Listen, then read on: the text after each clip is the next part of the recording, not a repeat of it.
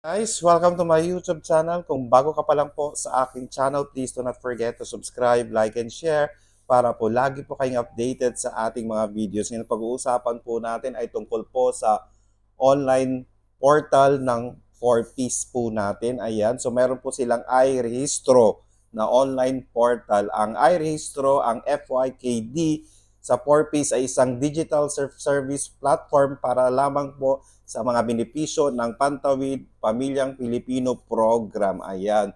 So mayroon itong web portal para sa self-service na nag-update ng mga 4-piece household beneficiary na buntis at may anak na 0 to 2 years old ang kanilang impormasyon. Ayan guys.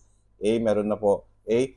Gamit ang iRehistro, maaari nang mag-update ng information ng ating mga 4-piece na may buntis at may batang 0 to 2 years old sa kanilang sambahayan. Ayan guys, ito ay mahalaga bilang bahagi ng nationwide implementation ng First 1,000 Days o FYKD cash grant sa ilalim ng 4Ps. Kaya nga po inimbitahan po lahat ng mga miyembro ng 4Ps. Ayan po, pwede na po ninyong gamitin ang online portal po ninyo para mag-update ng mga information po ninyo.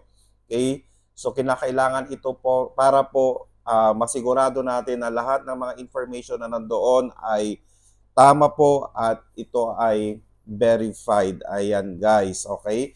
Kung gusto nyo pong mag-register or tingnan po ang inyong online portal, ipopost ko po sa description ang link. Ilalagay ko po yung link sa ating description para po ma-check po ninyo, lalo na po yung mga buntis, yung mga gusto pong mag-update ng kanilang information para sa online portal na ito at para po updated po sila parati, gamitin lang po yung link na ilalagay ko po sa description sa baba. Okay? Importante po ito para sa ating mga 4Ps kaya wag pong baliwalain. Ayan guys.